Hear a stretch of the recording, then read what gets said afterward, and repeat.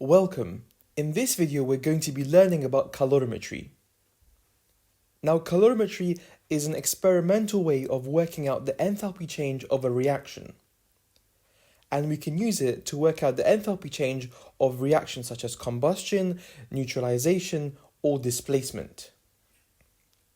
To work out enthalpy change, which is kilojoules per mole, we have to first work out how much heat energy is released by a substance.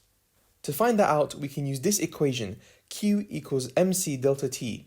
Now you might have seen this in GCSE physics. Then we have to divide it by the amount of substance that we used. So that means we have to work out how many moles of substance we've used in the reaction. Now in this video, we're going to be specifically focusing on combustion.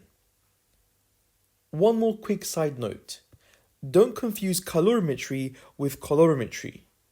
In the first one, the word calor is the Latin word for heat.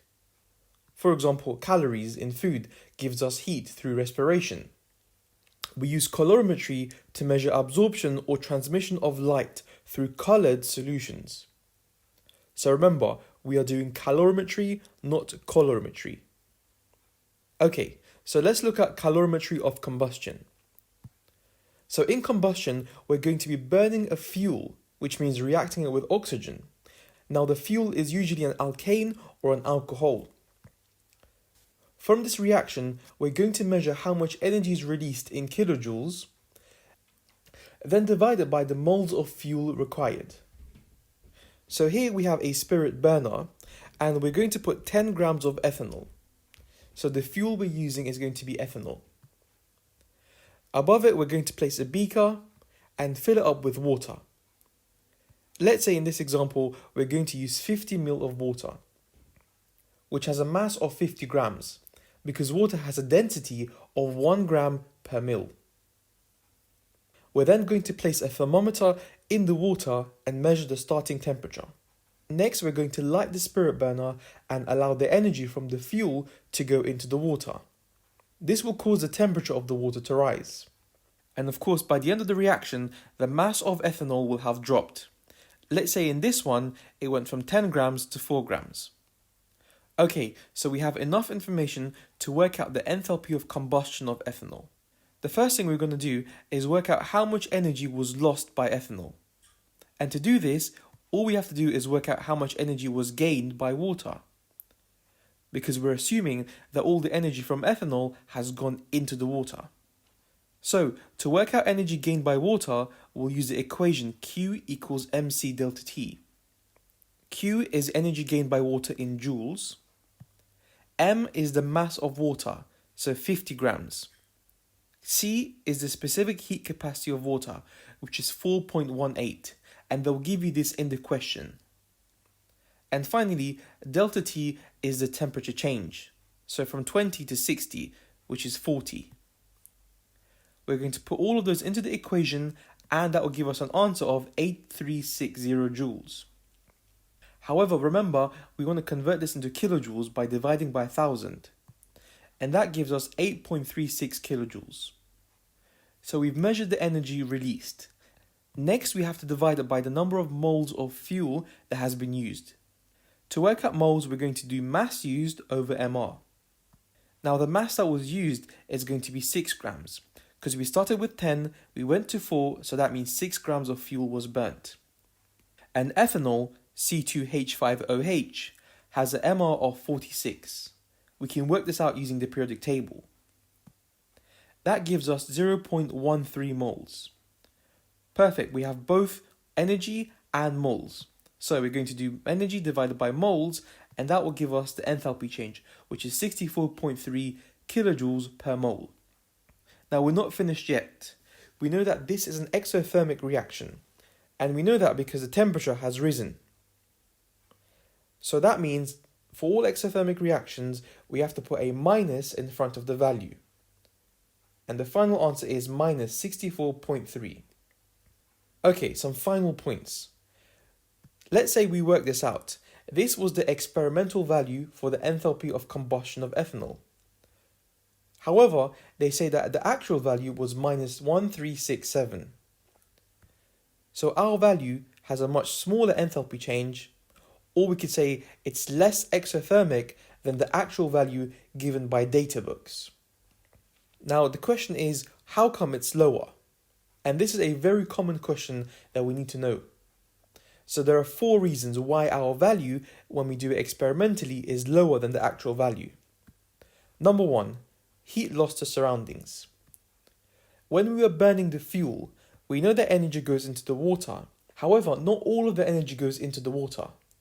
Some energy can escape to the surroundings. Number 2, heat absorbed by container. We know it's not just the water that's going to get hot, but also the walls of the container will absorb the heat. Number 3, incomplete combustion. Incomplete combustion releases less energy per mole than complete combustion does. And number 4, evaporation. This happens when you have a volatile fuel, a fuel that easily turns into gas. So for example, we know that it went from 10 grams to 4 grams. So we're thinking, okay, we've burnt 6 grams of fuel. However, not all that 6 grams was actually burnt and turned into energy. Some of it just evaporated. So in our head, we were thinking, oh yes, we've burnt 6 grams. But actually, some of the mass dropped because fuel was evaporating all over the place. Kind of like a perfume. Okay, so make sure you remember these 4 points for when they ask you why your experimental value was lower or less exothermic than the data book value. What's that? You want to do another question? Okay, I'm convinced. Let's go. So here's another question. Pause the video, have a read of it, and press play once you're ready. Okay, so we want to work out the enthalpy of combustion. The first thing we're going to do is use our equation to work out how much energy the water has gained. So the table has given us the change in temperature. Subtracting initial from final gives us 20.1. Okay, so we have temperature change. Next, we've also been given the specific heat capacity of water, which is 4.18. Perfect. The final point is the mass of water. So here it says 50 grams. Now we can work out how much energy was absorbed by the water, which is 4,200.9 joules. But remember, we want to convert this into kilojoules. So that gives us 4.2 kilojoules. Now we know enthalpy change is energy released divided by moles. We know the energy release was 4.2 kilojoules. However, the number of moles can be worked out by doing mass over MR. So the difference here tells us that the mass is going to be 0.54 grams. So we burnt 0.54 grams of alcohol. This is the alcohol that we've used. So using the periodic table, we can work out that the MR is 100. So mass, which is 0.54 grams, over the MR gives us moles.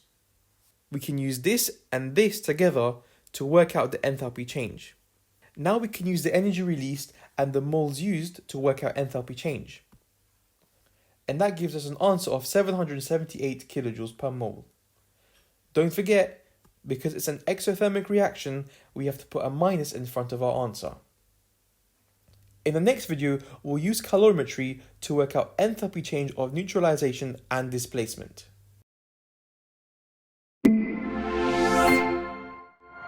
Hey guys, if that video helped you, support our channel by liking, subscribing, and sharing it with your friends. And more importantly, if you still have questions, drop a post on our forum at ExamQA.com, where I will personally be there to help answer your questions. Mohammed signing out.